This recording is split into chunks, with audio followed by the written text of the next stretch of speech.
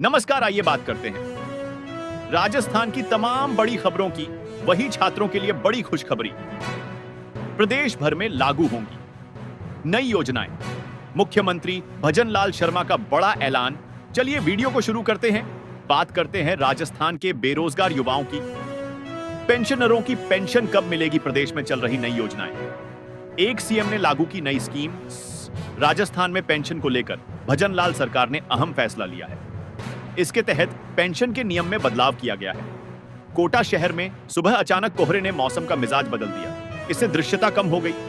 कोहरे की शुरुआत के साथ ही सर्दी ने जोर पकड़ लिया। सड़क पर वाहनों की रफ्तार धीमी पड़ गई। बाजारों में लोगों की आवाजाही भी कम रही। सुबह 11 बजे तक हल्का कोहरा छाया रहा।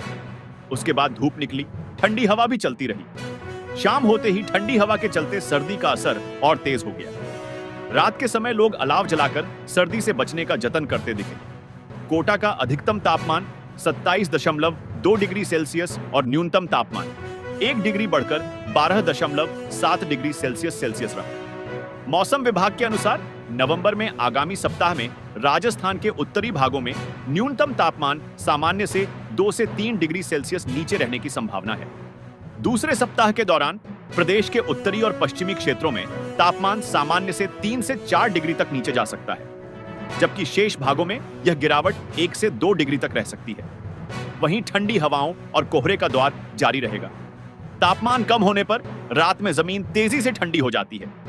इसके संपर्क में आने वाली हवा भी ठंडी हो जाती है। जब हवा का तापमान उसके डे पॉइंट तक पहुंच जाता है तो हवा में मौजूद नमी पानी की बेहद छोटी बूंदों में बदल जाती है।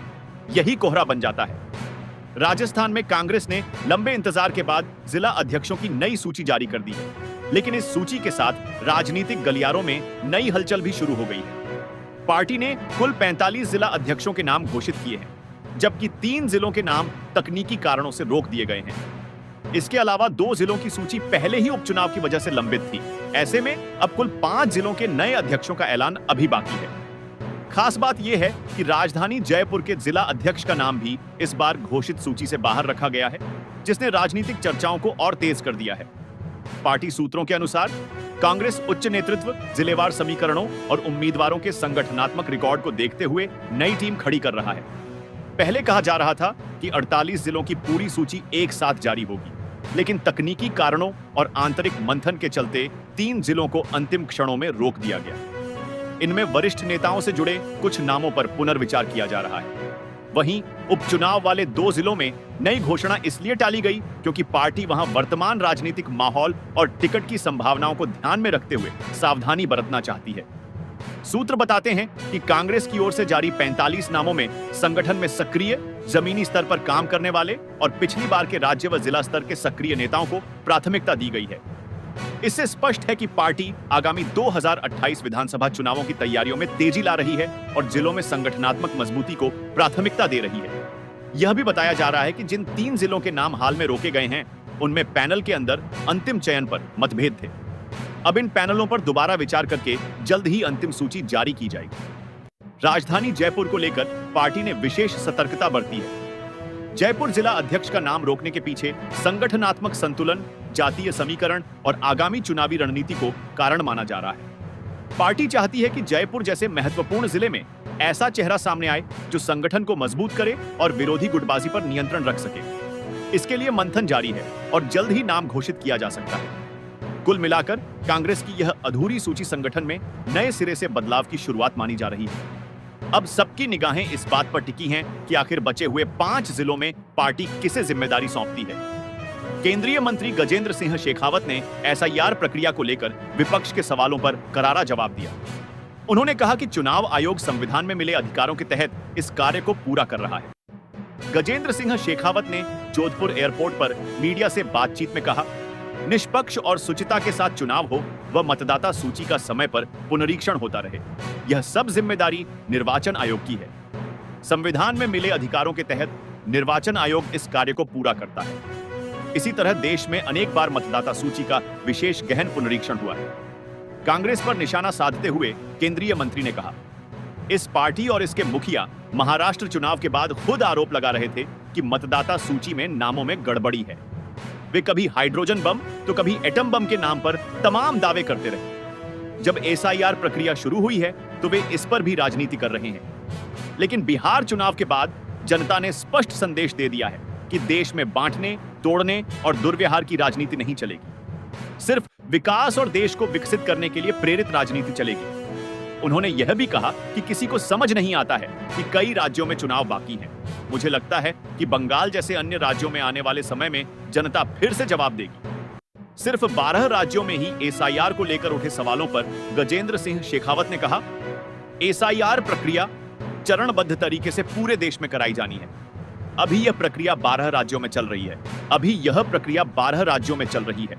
इन 12 राज्यों में प्रक्रिया पूरी होने के बाद अन्य राज्यों में एसआईआर कराया जाएगा।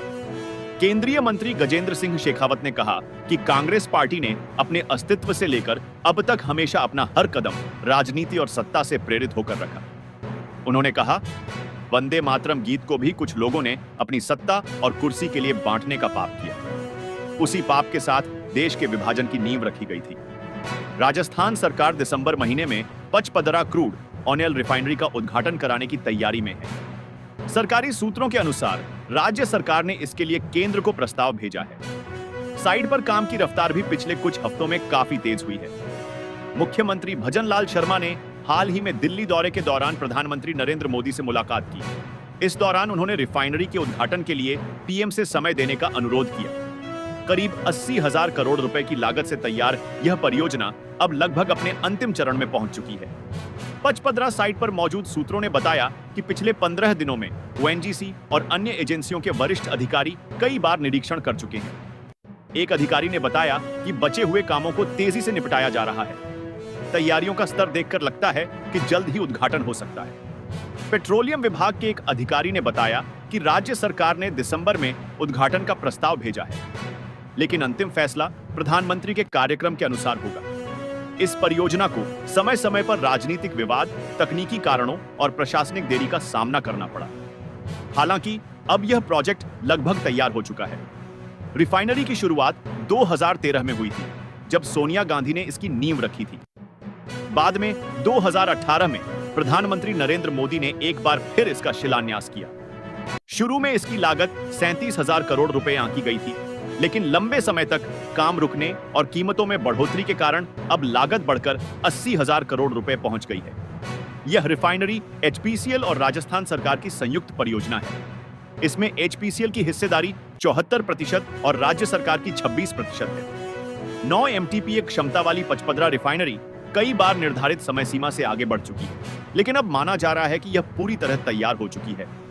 राजस्थान के 12 जिले की अंता विधानसभा सीट पर हुए उपचुनाव का रिजल्ट आए लगभग 2 हफ्ते बीत चुके हैं, लेकिन क्षेत्र की राजनीतिक सरगर्मी थमने का नाम नहीं ले रही है।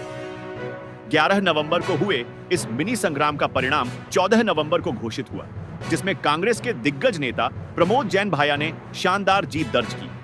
वहीं भाजपा के जुझारू प्रत्याशी मोरपाल सुमन को हार का सामना करना पड़ा। लेकिन इस चुनाव को जिस फैक्टर ने त्रिकोणीय बना दिया था, वह थे निर्दलीय उम्मीदवार नरेश मीणा, जो तीसरे स्थान पर रहे। अब जहां विजेता और उपविजेता अपनी हार जीत के बाद भी जनता के बीच धन्यवाद और आभार यात्रा निकाल रहे हैं, वहीं तीसरे नंबर के निर्दलीय उम्मीदवार का अचानक क्षेत्र से गायब हो जाना मतदाताओं के बीच चर्चा का विषय बन गया है और क्षेत्र की राजनीति में एक बद्धा सवाल खड़ा कर रहा है।